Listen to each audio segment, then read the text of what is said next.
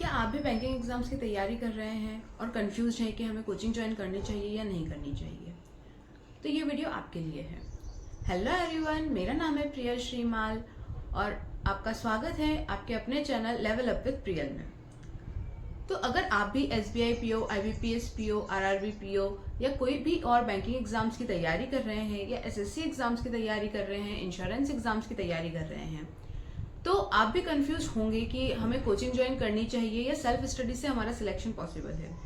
तो आज की वीडियो आप लोगों के लिए हेल्पफुल होने वाली है, क्योंकि आज हम बात करेंगे कि कोचिंग से हमें सिलेक्शन मिलता है या सेल्फ स्टडी से ही सिलेक्शन पॉसिबल है।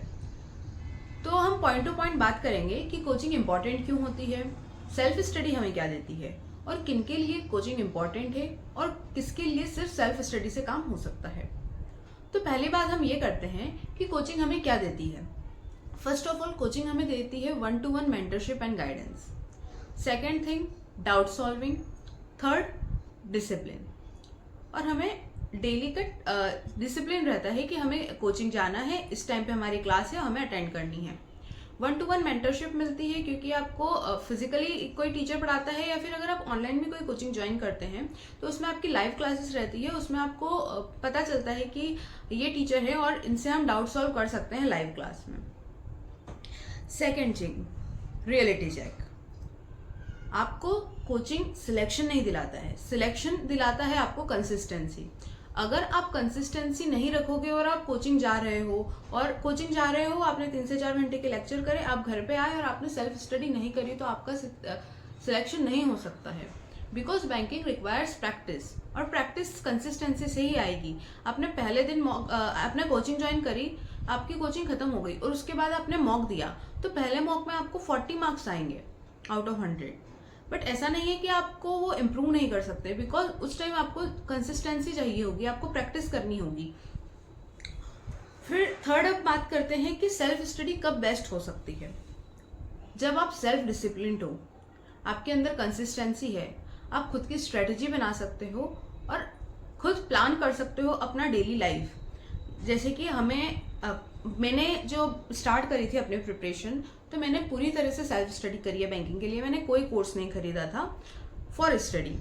तो मैंने अपना शेड्यूल फिक्स करके रखा था। मैंने मंथली टारगेट्स बनाए थे, वीकली टारगेट्स बनाए थे और उन वीकली टारगेट्स को मैं डेली टारगेट्स में ब्रेक करती थी। और जब तक मैं रात में सोती नहीं थी उसके पहले तक वो डेली टारगेट्स मेरे कंप्लीट होने चाहिए। इस तरह से मैंने अपनी कंसिस्टेंसी डेवलप करी, सेल्फ प्लानिंग करी और खुद की स्ट्रेटेजी बनाई। मैंने स्ट्रेटेजी ऐसे बनाई कि मुझे समझ में आया कि मैं कहाँ गलत हूँ। मैंने पहला जब मॉक दिया तो ऐसा नहीं है कि मेरे को फर्स्ट मॉक में ही 70-80 मार्क्स आ गए थे 100 में से। मुझे फर्स्ट मॉक में 30-40 मार्क्स आए थे प्रीलिम्स के। बट उस टाइम हमने ऐसा नहीं सोचना है कि बस हमारा हो गया है, सेल्फ स्टडी से नहीं हो सकता है। बट आपको उसके लिए प्रैक्टिस करनी होगी, आपको मॉक एनालिसिस करना पड़ेगा। मैं आगे वाली वीडियो में आपको ये भी बताऊंगी कि मॉक एनालिसिस हमें कैसे करना है, हमें किन किन चीज़ों को नोट डाउन करना है, किन चीज़ों को ध्यान रखना है। फिर नेक्स्ट बात हम ये करते हैं कि कोचिंग हमारे लिए कब इम्पोर्टेंट हो सकती है।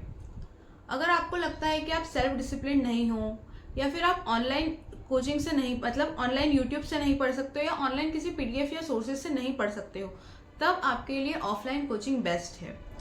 क्योंकि अगर आपको आदत नहीं है लैपटॉप से या फ़ोन से पढ़ने की, या फिर आपको आदत है कि हमें क्लास में ही बैठना है और वहीं पे टीचर हमें सामने सामने पढ़ाए, तो आपके लिए कोचिंग बेस्ट है।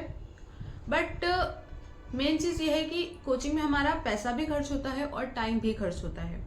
जितना आप कोचिंग में टाइम देंगे 3 से 4 घंटे, उस टाइम अगर आप यूट्यूब पे वीडियो देखते हो ना, तो वो आपकी 2 घंटे में कंप्लीट हो जाती है।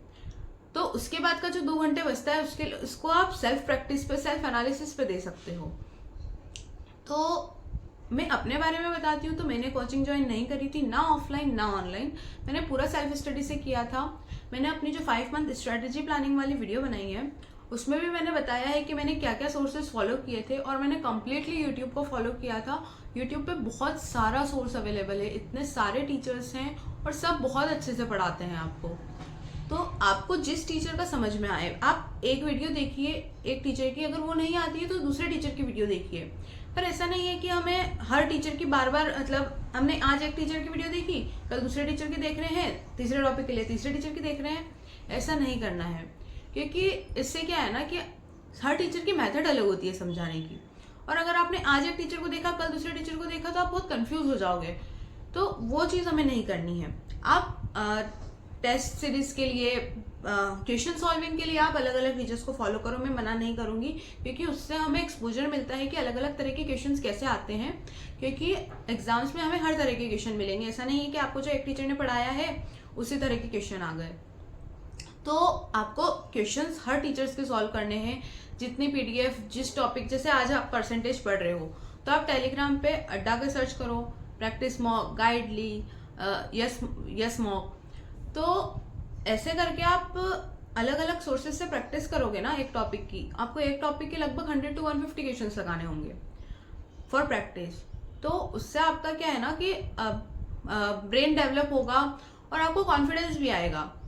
तो मैं ये सजेस्ट करूंगी कि आप मॉक लगाने से पहले टॉपिक वाइज टेस्ट लगाओ, टॉपिक वाइज पीडीएफ सॉल्व करो 100 क्वेश्चंस की। और जब आपका सिलेबस कंप्लीट हो जाए, जैसे आज आपका मैथ्स का सिलेबस कंप्लीट हो जाता है, तो उसके बाद आप मैथ्स का सेक्शनल दो, उसमें आप एनालाइज करना कि हमारा कौन सा टॉपिक वीक है। तो उसके बाद आप उसका रिवाइज करो, वापस से वीडियो देखो और वापस से क्वेश्चंस लगाओ, तो उससे आपको बहुत हेल्प मिलेगी। तो हम बात करते हैं कि कोचिंग इंपॉर्टेंट है या नहीं है। तो अगर आप सेल्फ डिसिप्लिन्ड हो, आप प्लानिंग कर सकते हो। और प्लानिंग भी ऐसा है कि मैंने अपनी चैनल पे वीडियो बना रखी है स्ट्रेटेजी की, कैसे प्लान कर सकते हो आप। प्रॉपर गूगल शीट्स बनाओ, या फिर गूगल शीट नहीं बना रहे हो तो प्रॉपर अपने नोटबुक में लिखो कि ये वीकली प्लान है हमारा, इस दिन ये टॉपिक कंप्लीट करना है हमें। तो भी आपको बहुत इजीली हो जाता है चीज़ें। यूट्यूब पर काफ़ी सारी चीज़ें अवेलेबल है। बट अगर आप ऑनलाइन नहीं पढ़ सकते हो तो आपको कोचिंग ज्वाइन करनी ही पड़ेगी। अगर आपको बेसिक्स भी क्लियर नहीं हो रहे हैं, आपने काफ़ी सारी वीडियोस देख ली है बट आपको बेसिक्स क्लियर नहीं हो पा रहे हैं, तो आप कोचिंग ज्वाइन करो। ये आपके ऊपर है कि आपको ऑफलाइन कोचिंग ज्वाइन करनी है, ऑनलाइन कोचिंग ज्वाइन करनी है। बट हाँ, फाइनल मेरा यही है कि अगर आप सेल्फ डिसिप्लिन और सेल्फ प्लानिंग कर सकते हो तो आपके लिए यूट्यूब बेस्ट है। यूट्यूब पे काफ़ी सारे सोर्सेस अवेलेबल है। आपको कोचिंग में ऐसा है कि टाइम वेस्ट नहीं करना चाहिए कि 3-4 घंटे हम कोचिंग जा रहे हैं, उसमें आपको सिर्फ वो कॉन्सेप्ट समझाएंगे, उसमें आपकी प्रैक्टिस इतनी नहीं हो पाएगी। घर पे अगर आप एक वीडियो देख रहे हो, उसमें आपके साथ साथ प्रैक्टिस भी हो रही है, कॉन्सेप्ट भी समझ रहे हो। तो मैं यही सजेस्ट करूँगी आपको कि अगर आपको कर सकते हो आप तो सेल्फ स्टडी करिए, नहीं तो कोचिंग ज्वाइन कर सकते हैं आप। और आने वाली वीडियो में मैं आपको ये भी बताऊंगी कि मॉक एनालिसिस कैसे करना है। और भी आपको जिस भी चीज़ में प्रॉब्लम हो, आप वीडियो के कमेंट्स कर सकते हो कि आपको और किस चीज़ के लिए वीडियो चाहिए। और कमेंट्स में ये भी बताना कि आप सेल्फ स्टडी प्रीफर कर रहे हो या कोचिंग प्रीफर कर रहे हो, क्योंकि एग्ज़ाम्स काफ़ी नज़दीक है। आई थिंक SBI PO के एग्ज़ाम्स जुलाई में हो सकती हैं, और IBPS की तो सारी एग्जाम्स के नोटिफिकेशन ऑलरेडी आ गए हैं। IBPS PO is the first exam जिसका अभी तक नोटिफिकेशन आया है बैंकिंग में, जो कि अगस्त में है। सो ऑल द बेस्ट आप सभी को, अच्छे से पढ़ते रहिए। और कमेंट्स में बताना है कि आप सेल्फ स्टडी प्रेफर कर रहे हो या कोचिंग।